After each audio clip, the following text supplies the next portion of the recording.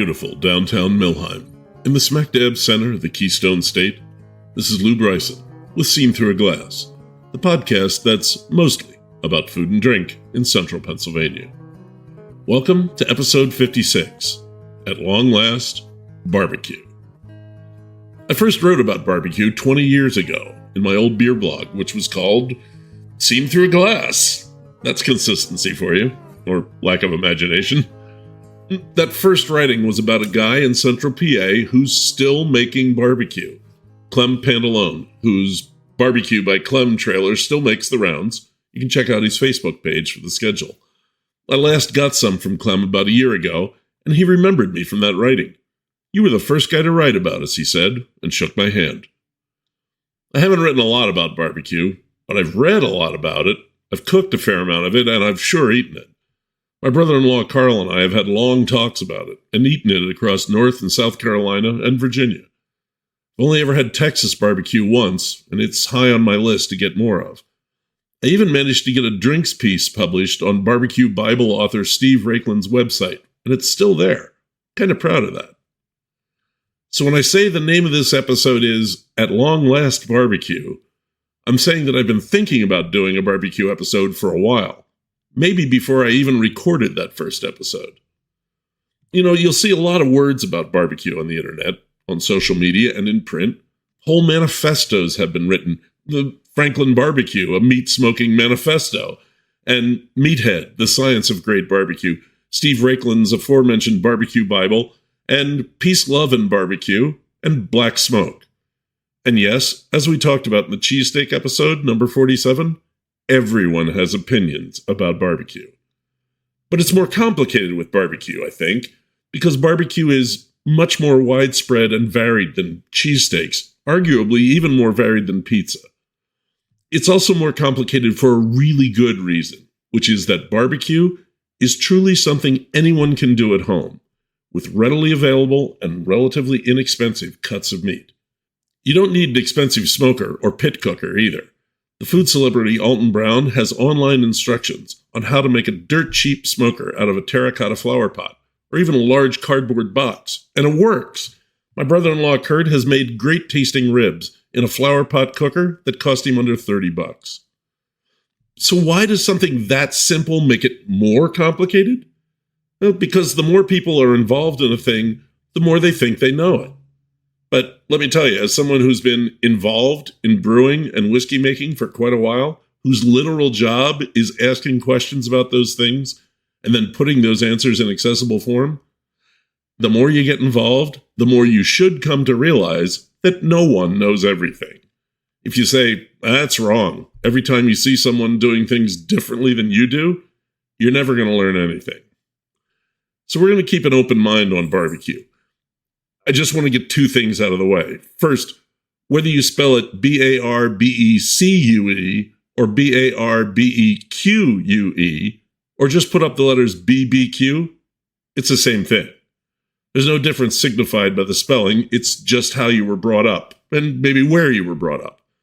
I usually go with the one-word spelling with the C-U-E, but it's not a big deal. Second, well, I'm writing this over the Memorial Day weekend, when a lot of people cook outdoors on a charcoal or gas grill. I did, twice. A lot of people call that a barbecue, as in a backyard barbecue. Now, I'm not going to say you can't, because that would be ridiculous. But barbecue is a pretty specific thing. And grilling meat, or corn, or onions, or eggplant, or whatever you want to put on there, is a perfectly wonderful but different thing. Barbecue is a specific thing? Well, what is that specific thing? We're going to get into that, and my interview with Dave Graham of Graham's Up in Smoke in Philipsburg on the other side of what I'm drinking today.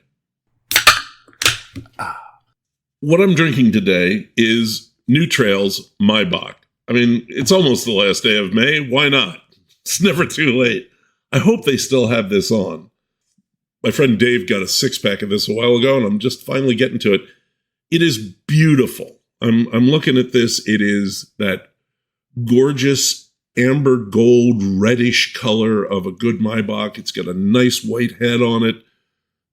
I'm happy that I have a clean glass and the bubbles are floating up there. I mean, it just, I look at that and it just says beer. This is what my parents made me, a beer flag when I was young and still living at their house. I think I was in my early 20s.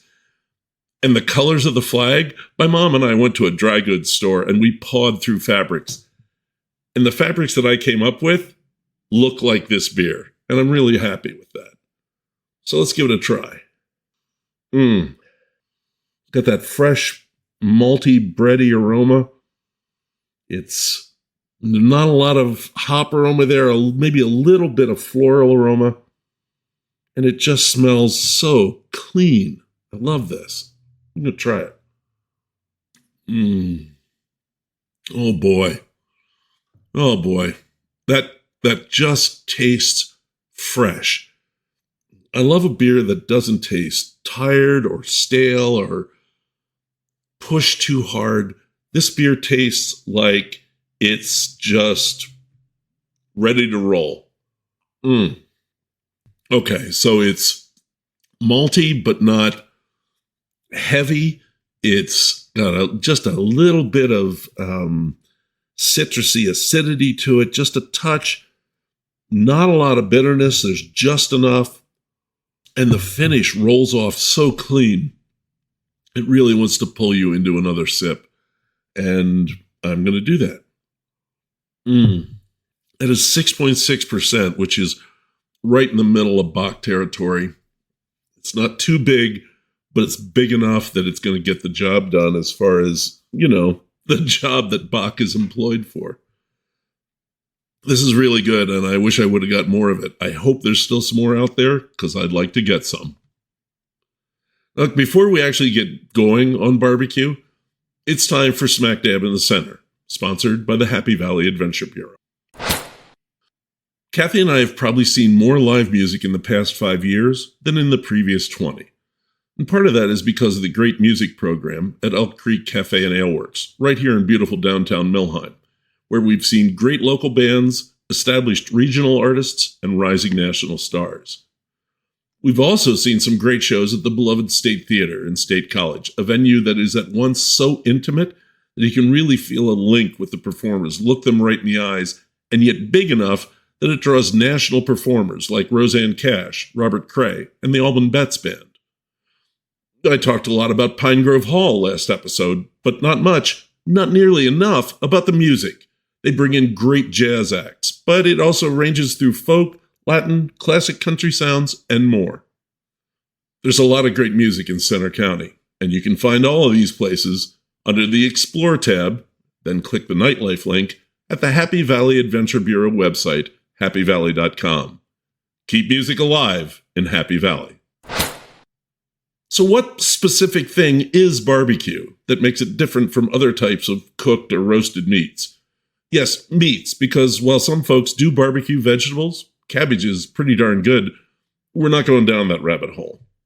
We're talking about beef, pork, chicken, and sausage. Oh, and lamb, too, because there's a place I really love to go in Louisville, Hammerheads, that has these awesome barbecued lamb ribs. So what is barbecue? Well, like I said when we talked about cheesesteak, there are some things that it's not, and that's going to get a little awkward because some of those things are regional favorites. First, putting barbecue sauce on meat and then sticking it in the oven and roasting it for an hour doesn't make it barbecue. I got no problem with barbecue sauce. In fact, I recently went out of my way to get some from a small maker down outside of Philly that I particularly like, Bill's Best in Glenside. But barbecue sauce is something you put on meat that is already barbecue. It's not the sauce that makes it barbecue. There's mop sauce, which some places put on the barbecue while it's cooking, but that's a different thing.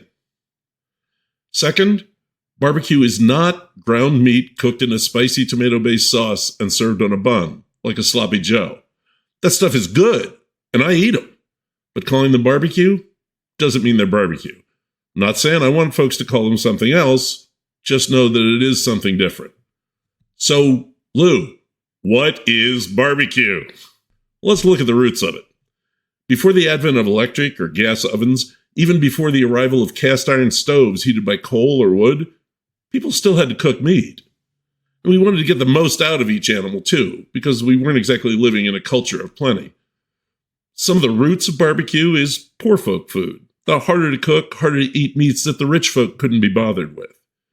And you can't just throw ribs or pork shoulder on a griddle or in the hot oven like a steak or a roast. I'm going to pause and take a drink here. And my box's still good. So why can't you do that with these meats? Well, because this part of the meat is different. It's from parts of the animal that need more strength, that do more work. These muscles have more collagen, connective tissue that makes meat chewy and tough. So we need to break that down. Slow cooking at lower temperatures causes that tough, chewy collagen to transform into soft, luscious gelatin that gives us juicy, tender, flavorful meat. So we had to come up with ways that would make all of the meat editable, preferably without getting tough or dry or just nasty. And the funny thing is, if you cook those better cuts in barbecue fashion, like steaks or tenderloins, they get stringy and tough and dry because they have so little collagen. Cook them faster and hotter, and you get tender, juicy slicing meat. Odd. Now you can braise meat, cooking it in liquid at low temperatures, or steam it slowly in a tightly closed vessel. You can do it barbacoa style, and bury the meat in a wrapper of heavy leaves and put hot stones all over it with earth to insulate it. Despite the similarity of names, barbacoa is actually more steamed than it is barbecued. Barbecue is a slow roasting. Smoking meats can be barbecue, but smoking can also be a method of preservation, or just a flavorful way of cooking something that's then meant to be eaten cold, like smoked sausage or smoked salmon. Does barbecue have to be smoked, cooked over a slow-burning wood fire? Well, I would have said yes, but I was surprised to learn that a lot of barbecue in North Carolina is not cooked with wood. So I tried that myself and kind of learned what Dave Graham is going to tell you in the interview. Maybe the important part of barbecue is the rub, the stuff you put on the outside of the meat. Because if you just stick a piece of meat in the barbecue pit, the smoke box, the oven, whatever you call it, there's not going to be a lot of browning going on. Temperatures in a pit are too low for the Maillard reaction, the browning of the meat that occurs between 280 and 340 degrees Fahrenheit. Most barbecue pits are running between 225 and 240. And that's where the rub comes in, because a bit of sugar and a bit of alkalinity effectively lowers the temperature needed for that Maillard reaction. Sure enough, I can take a pork shoulder and rub it all up with spices and brown sugar, maybe some ground coffee, and put it in my electric oven at 225 degrees, and in about 10 hours, I'll have succulent pull-apart pork with a flavor that no one's ever complained about. Is it barbecue? Some say yes, some say no, but it's sure enough pulled pork. I mean, I'd rather be doing it over a 240-degree charcoal burn with chunks of oak and cherry wood tossed in, because it is better with some smoke, but the plain electric oven's pretty good if you've got a good rub going. Now, as I said, I've got an interview with Dave Graham, who owns Graham's Up and Smoke in Philipsburg, a barbecue guy I talked to briefly before, back in episode 17. There are a lot of people I could have asked. I asked Dave because when we talked before, he seemed pretty knowledgeable and comfortable with being interviewed, and I wanted to get you some in-depth stuff, which he delivered. But because I did choose Dave, this is as good a time as any to talk about what I think is good barbecue in central Pennsylvania. I've had barbecue at Up and Smoke twice, and I think it's pretty good. I've had good barbecue at some other central Pennsylvania places, like Kurt's Smokin' Ribs in Mill Hall, Gio's in Woodland, Hogs Galore on the other side of Philipsburg from Graham's, Danny's in Lewistown, Red's down in Johnstown, Devil's Barbecue out in Brookville, and Clem's in, wherever his trailer is this weekend. And the hog shanks at Henry's Barbecue in Linden are pretty darn tasty too. One place I got barbecue that I thought was pretty damn good, Acme Barbecue in Williamsport, has sadly closed. And I do mean sadly. I'd been there twice and looked forward to returning. They did it right down to how it was served. Unfortunately, there's a fair amount of turnover in barbecue places in Pennsylvania. But I don't talk about some other places. Some of them pretty well known. Now, that might just mean I haven't been there yet. There is only one of me, and I eat too much as it is. I haven't gotten anywhere in the southeast part of Stag territory, down to Harrisburg and York and Lancaster, but I have several places on my list to try there. It might also mean that I didn't care for a place's meat and I want to go back and give it another shot before talking about it. But yeah, there are a couple places that I have tried a few times and I'm not going back. But you need to know, you're not going to hear about them from me. I know that food podcasts that talk trash about restaurants and whiskey podcasts that talk trash about distillers, they do really well and they get lots of listeners because people like to hear that stuff. And that's fine for them. It's not what I do. I don't feel comfortable doing it. Why am I reluctant to diss barbecue? Probably the same reason that I'm easygoing on pizza. I've tried making it myself, and I have some appreciation for what goes into it. Also, like pizza, I've had barbecue in a pretty wide range of types and styles, and I definitely believe that there is no single way to make good barbecue. If people like what you're serving and buy a lot of it, well, I'm not going to rip everyone open on that. As wide-minded folks say about religion, there are many roads to enlightenment. God has many faces. It's also true with barbecue. I've talked enough. Ladies and gentlemen, Dave Graham. Hey, I'm here with Dave Graham at Graham's Up and Smoke in Philipsburg. How you doing, man? I'm doing well. How about yourself? I'm pretty good today. It's a good day. We talked before a couple of days ago. I didn't have the mics on. I was just taking notes. Tell me your story. Where are you from? How'd you wind up in Philipsburg making barbecue? Well, I was born and raised in Altoona. Okay. Right out of high school, I joined the Army, and I was stationed down at Fort Stewart, Georgia. Oh. And that's where I started learning about smoking and barbecuing. Once I got out of the Army, I took a little bit further. I worked for the Commonwealth of Pennsylvania as a welfare caseworker.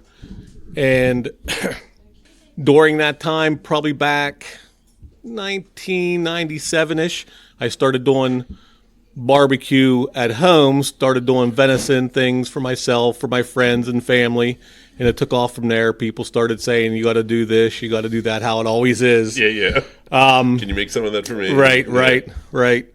And that's where it all started. Now, you said you learned in Georgia. Did you learn in the Army? You learned from local pit guys? Just from local people down in the South. Okay. I love to eat. I'm a bigger guy, and and I love to eat, and I like to do stuff with the grill, and it would start out just grilling. Well, then I wanted to throw some extra stuff to it, start adding some wood chips to it and things like that.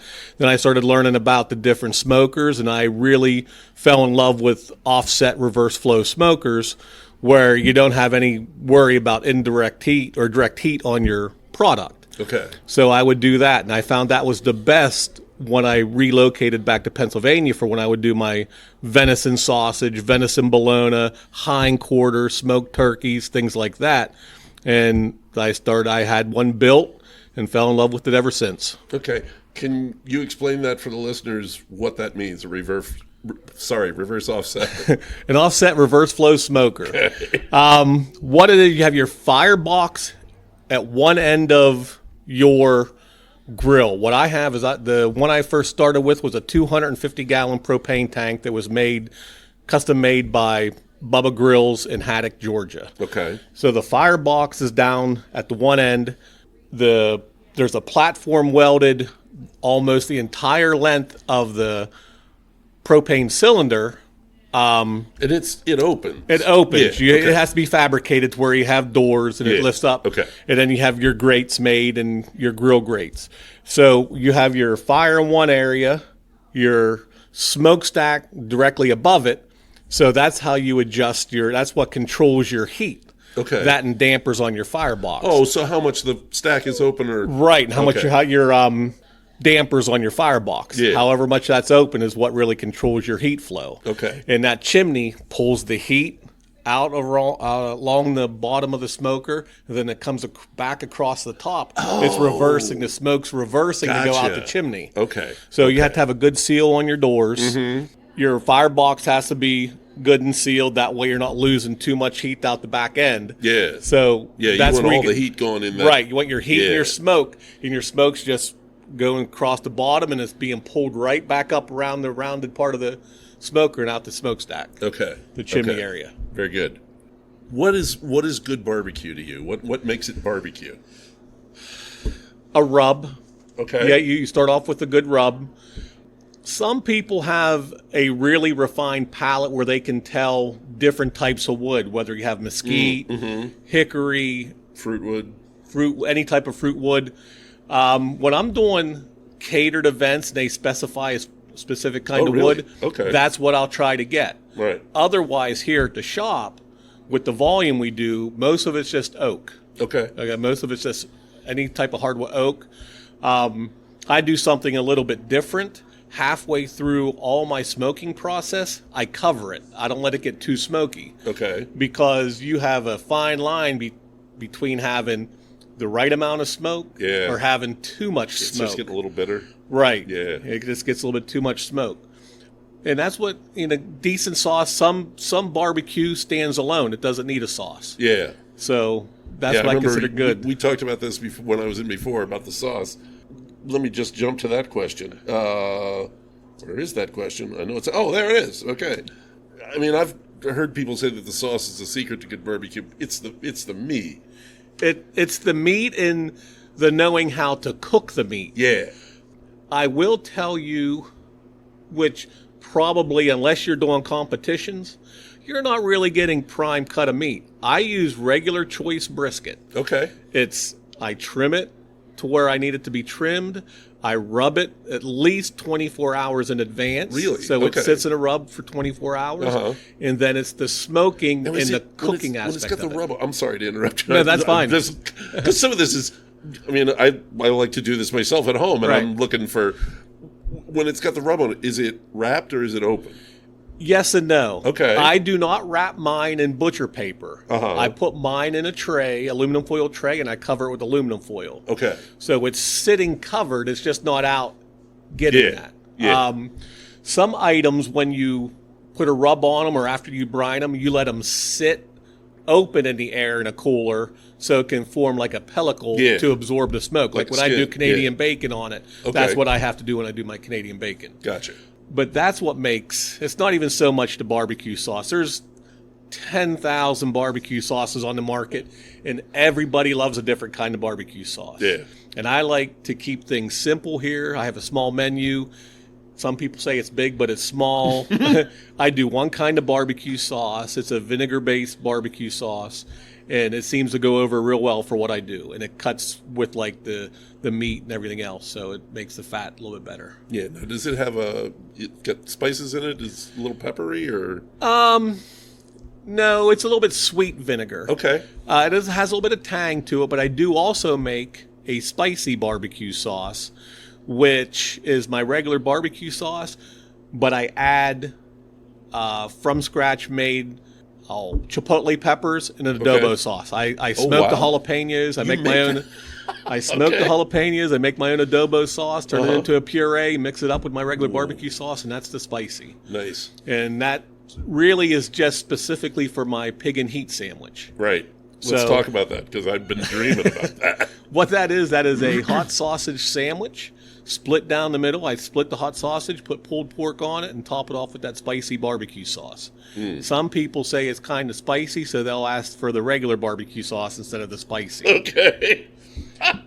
And I get all my sausage, my hot sausage, from Palumbo's Meat in DuBois. Okay. Their butcher shop. I've searched, before I opened up the restaurant, I searched high and low. I tried just about every butcher shop, meat place in central Pennsylvania, from State College, Altoona, DuBois, all over the place, trying to find what I wanted to use here at the shop.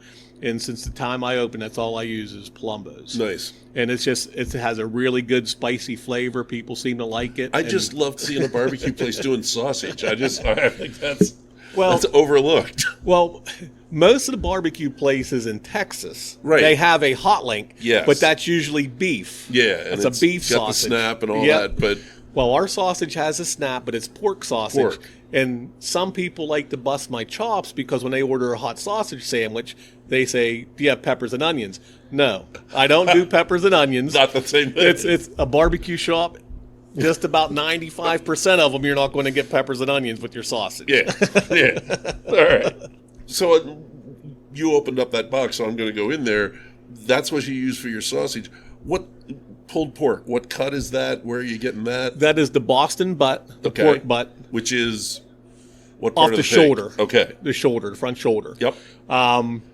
And I get the majority of my product comes from Cisco's Foods. That's my provider. Sure. But I will tell you, when I can't get from them, I get from Sam's. It's the exact same thing. Oh, no kidding? Yes, sir. Okay.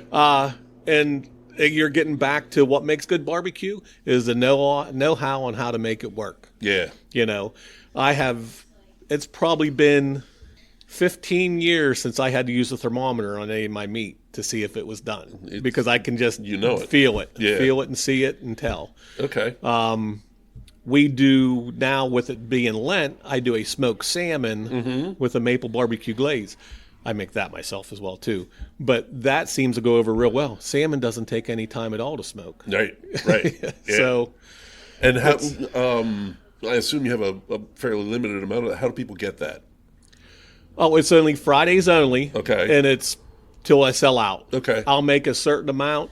If I have any left over for Saturday, I'll say how many I have left over Saturday. And this is all on your Facebook page? Yes. Yes. Okay. Yes. And the problem is we always sell out. You always sell out. Okay. I mean, if I was closer, I'd be here every Friday in Lent. Brisket. What is brisket?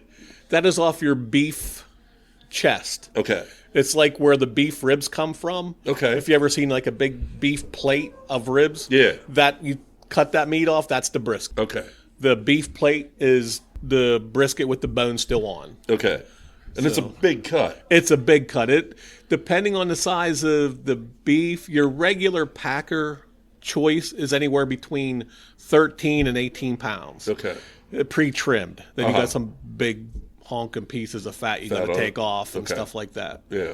So. Okay. And ribs. Do you ever do beef ribs? Is it all pork? It's all pork ribs. Okay. I've seen, I don't know, like 3 different cuts of ribs. What's the difference? You got the baby back ribs, which has more of the loin on it. Okay.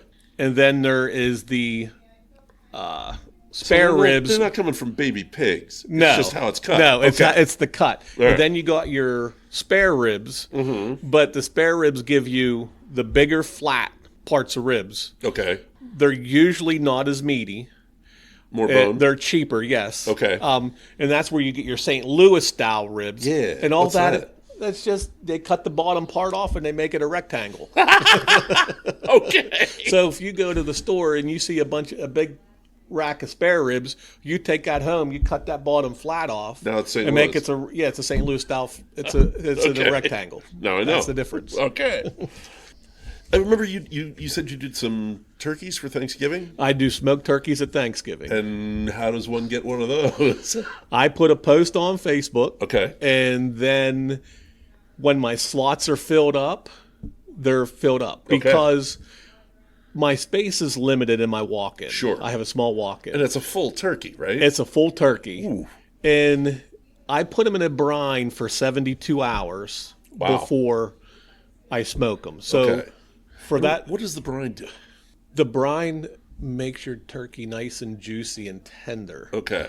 And as the customers call it, love juice. because once I take it out of the brine and I smoke it, I smoke my turkeys in an aluminum foil pan, so they're sitting in there. Okay. Halfway through the smoking process, once I get enough smoke on them, I cover them up. All that juice accumulates in the bottom of the pan. Well, I take the turkeys out, I drain the juice out, and I give it to the customers with their turkey. They can make, and after it cools off, the fat goes to the top. You take it off, and you have nothing but au jus and juice left, brine. Ooh. And they make their gravy out of it. Some people just dip it in there. There's one guy that just drinks it. Oh my God. My brine consists of oranges, brown sugar, apple juice, water, cloves, garlic, bay leaves, and it's good. Okay. So, and I normally, depending on how much I want to do, I've been getting old. I'm beginning to not like winter. So I started doing 20 to 23 turkeys for Thanksgiving. So that means I have both smokers fired up out there, and I would have to smoke for like a day and a half because I had to do them in shifts. Oh, okay. So now I take just enough to do anywhere between 10 and 15. That way I could do it all at one time, and then I don't have to... Yeah, be standing out there forever. Right, because Thursday, Thanksgiving Thursday, they got to pick them up in the morning. Okay. But I got to be back in here Friday morning at 1 o'clock in the morning. And I've already lost 2 days smoking turkeys for people. Man. I'm getting old. Yeah. Well, that was another thing I wanted to ask you. What's a work day like? A work day is getting here between 1 and 1:30 in the morning. Oh, my Lord. I fire up the smoker. That's the first thing I do. Then as the smoker's getting up to temperature, it's a propane ignition on there. I can get it started, the wood, if it makes it nice. Yep. But after 15, 20 minutes, I turn that off, and it's all cooking with wood. I load the smoker at that time, and then I'm cutting everything for my loaded items. I'm making barbecue sauce. I'm making rub. I'm trimming stuff for the next day that I got to. Yep. I'm trimming and rubbing brisket. I'm peeling and rubbing ribs. I'm rubbing pork butts. I'm doing dishes. 5 days a week, this is? No, I'm only open Thursday, Friday, and Saturday. Okay, good. So I'm here. I was honestly starting to feel bad for you here. No, I'm open Thursday, Friday, and Saturday. Before I had a great team of employees, I would be here from 1 o'clock, 1:30 in the morning to 8 o'clock at night when we close. Well, I get to leave anywhere between 3:30 and 4:30 because I got a good closing staff Much better. now. I'm the only one that does any of the cooking. Okay. When I leave, everything's out for the night or it's in the back being warmed up. So when it's ready to be transferred out to the steam table, then it's put back out there. So I do everything. Yeah. Yeah. Wow. You smoke the mac and cheese too. How does that work? How do you smoke mac and cheese? Well, it's a lot of places when you get smoked mac and cheese, they use smoked cheese. Okay. And that's how they do it. Everything here is smoked. And how I do it, I make the mac and cheese from scratch. I boil the macaroni. I make the cheese sauce. I usually do that on a Monday and Tuesday. I come in here Wednesday and I prep enough for the week after I get it all mixed up and stuff, and I set it in the walk-in. So this morning I came in, you must have a pretty good sized walk-in. No, it's not very big. Really? Wow. I'll show you when we're done. Okay, all right. But today, and this is an off season, I'm doing 1 full of those chafing trays and a half of mac and cheese for today. Well, I put it on the smoker. After about half hour, 45 minutes, it's got enough smoke on it. Then I cover it so it's sitting there cooking in that smoke. So, gotcha. And then I pull it off and we serve out of steam tables. Okay. I do that with my smoked barbecue baked beans. I get my beans together and everything with all the stuff that's in them, throw it on the smoker. After an hour or so. You're scratching the beans too. Yeah. Yeah. Yep. Okay. So everything's done like that. Okay. The only items that's not made in-house are my potato salad and macaroni salad, just because of the labor involved in it. Sure. I make my own barbecue sauce. I make my own coleslaw dressing. So. Okay. And what sides are there? Did we miss any? We do get the beans. You get the mac and cheese. Oh, we fresh cut fries. Oh, okay. And the fresh cut fries, people come here specifically for those because there's absolutely no chance of cross contamination. It's the only item I fry. And they're fresh cut fries. Right. Okay. So there's no gluten whatsoever in there. There's nothing that's going to affect people with celiac disease or anything like that. The utensils can't be cross contaminated. You use that only for that? Yeah. So that's all it is. The majority of our items here, except for probably the macaroni salad, is gluten-free. Yeah. So, and the macaroni and cheese, obviously. Yeah. No, I hadn't but everything, the rub's is gluten-free, the sauce is gluten-free. So we get a lot of people in here with that, just coming in for those items. Nice. The thing that you put the meat in, what do you call it? The smoker, the pit, the cooker? The smoker. Smoker. Okay. It's called the smoker. When the meat goes in, the different meats, I assume, get different treatment. Like you don't rub sausage; the sausage just goes in. And there's a prorated time. Everything is the first things that go on the smoker are the pork butts and the briskets because they take the longest. Yeah. They take the longest. And what are you running it at? What 225 to 250. Okay, all right. 225, 250. Yeah. For everything. The ribs go on. They take about 3.5 hours on the smoker. Take those off the smoker, and then we put those in a roaster. Okay. And each layer of ribs, we put a little bit of barbecue sauce on so they don't dry out as they're staying warm in the roaster.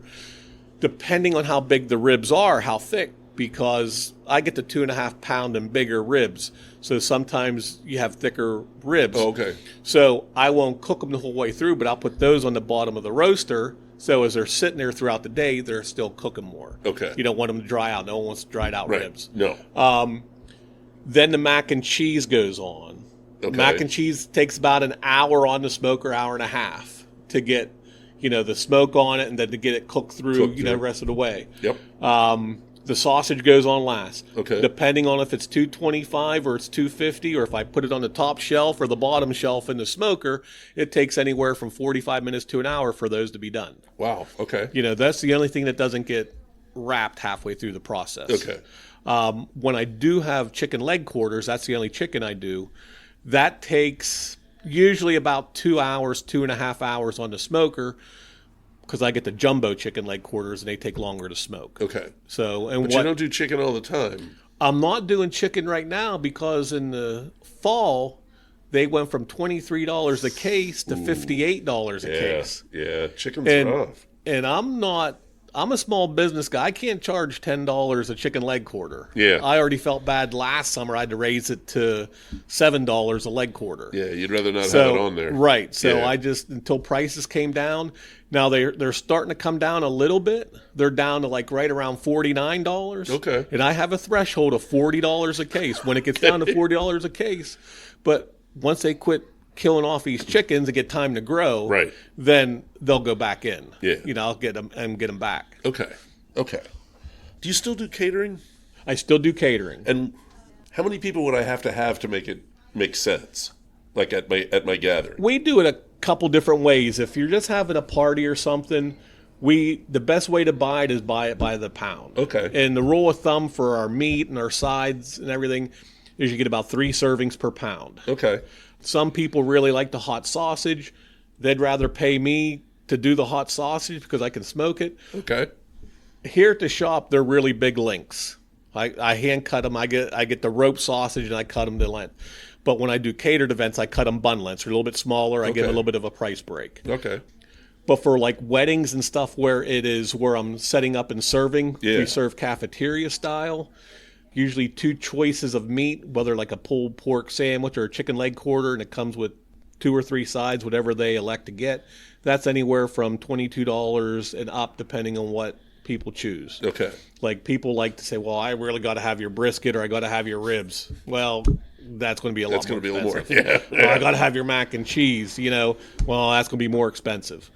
Now for catering, like for weddings, I have a couple special sides that I do for that. I do a meatless pasta salad. Okay. For people who say they're vegetarians, but they still eat cheese. Okay. But they just not getting the meat. Yeah. But there's a lot of that. Oh, yeah. And then I also do an Italian-style smoke roasted potatoes. Ooh. I take the baby red potatoes and the baby Yukon Gold potatoes, and I cube them up to where they're almost bite-sized, a little bit bigger. Put some extra virgin olive oil, some butter, some Italian seasoning, salt and pepper, throw them on the smoker. Once they get enough smoke on them, I cover them up. These are in the big hotel trays. Yep. I cover them up, then they sit there and cook for another 2 hours and they're not getting overcooked at that point because it's only cooking at 225. Right. Potatoes are hard. Yeah. Yeah. They stay firm a long time. Yeah, they do. And when I take them off the smoker, then I put Parmesan cheese on them and stir them up. Oh, man. So that's usually one of the sides that people always elect to get they usually get that for the weddings. They usually get the smoked barbecue baked beans. They really like that option. And then I give them a choice of either potato salad, macaroni salad, or the meatless pasta salad. Okay. And people always go with the meatless pasta. I haven't done a wedding yet to where they don't just choose the meatless pasta salad because it gives an option for different things. Yeah. And that's about the only thing that's not smoked. Oh, right. Okay. All right. Oh, mean question. Is there any place in the area where you would eat barbecue? There is a place up in outside Brookville, I think. Oh, Devil's yes, Den. Yes. That's probably the best. Yeah. I've Devil's been out there. Den. That was good. I think I did like their brisket there. Mm-hmm. I wasn't crazy about their smoked hamburger Oh, I didn't have that. because they had hamburgers and they smoke them. Okay. The problem is their whole cooking process of the burgers was smoked, so it came way too smoky. Okay. I mean, it permeated through every grain and little part of the hamburger.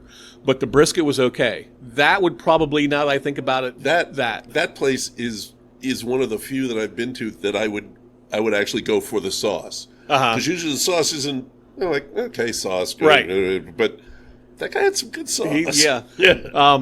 But I do have a customer who swears by, and I haven't made it up yet because just haven't. It's up in Erie. It's called Federal Hill Smokehouse. Okay. It's supposed to be phenomenal. And he goes there strictly for the brisket. Yeah. And then they make their pastrami, too. He goes there for the pastrami. Okay. I do pastrami here for myself. Okay. Okay. I mean, I'm But- going to but be I need to smoking make some a corned barbecue. beef over the weekend. Right. That's how we celebrate St. Patrick's in our house. I smoke it. Yeah. Yeah. Well, you know the difference between pastrami and corned beef? You smoke it. Yeah. Well, Other than that, it's pastrami once you smoke it. Yeah, yeah. So the only other question I wanted to ask, well, two questions really. What's your favorite combo here? I would say the brisket and the pig and heat sandwich. Okay. The Wow. brisket and the pig and heat sandwich. Wow, that sounds hardcore. Well, not at one time. Somebody walks in for the first time. What do you recommend to them? See, that's my response to them is always, are you a pig guy or are you a beef guy? Yeah. And then they say, well, I'm a hungry guy. So then I say, well, you know what? We have a 2 or 3 meat platter, which you can try 2 or 3 meats. Yeah. And then you can decide which one you like. Sample it up. But I always do recommend the smoked mac and cheese and the smoked barbecue baked beans for the sides. For the sides. Yeah. Yeah. Unless there's a lot of people that like a good coleslaw. My okay. coleslaw is not fine. It's a coarse chopped coleslaw, and like I said, it's a vinegar-based coleslaw. Very little mayo in it. Okay. And so a lot of people like that to cut. They love it on their pulled pork sandwich. Yeah. You know? Yeah. And I even have people get it on their brisket sandwich, which I don't. That Wow. makes no sense to me. Yeah. But hey, to Okay. each their own, right? All right. All right. Dave, thank you. Thank you. This has been great. Well, thank you. I appreciate it. Sure. Well, I hope to see you again soon. Yes, sir. All right. Barbecue for me usually means pork or chicken. I'm just not a big fan of brisket.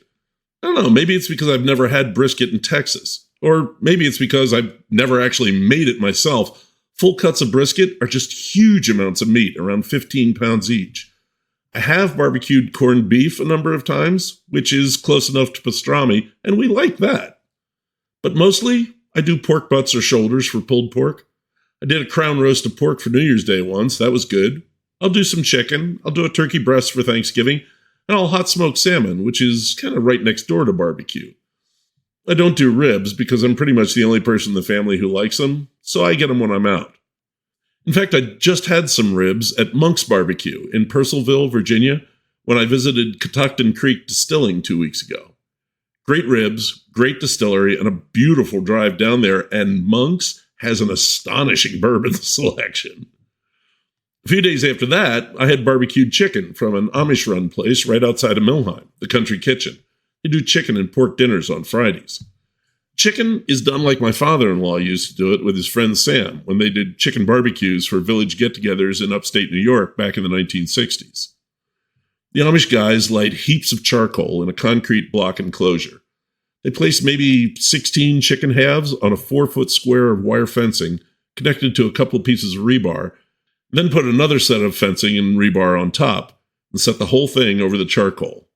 When one side's done, they put on leather gloves, grab the rebar on either side, and flip the whole thing.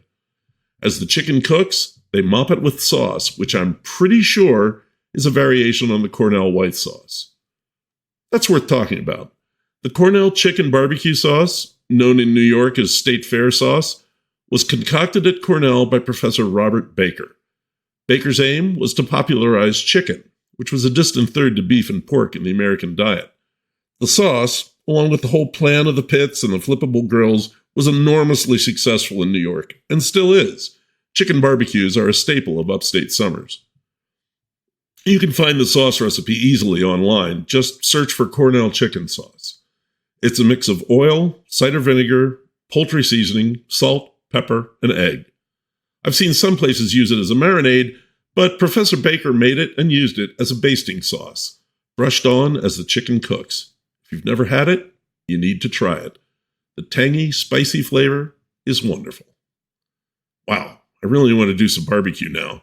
Hope the family's ready for some carnivorous activity. What else is going on around here? Well, we were just up near Wilkes-Barre over the weekend, and I saw that there's a pulled pork dinner in Chick Shinny on Friday, June 13th, 4:30 to 7.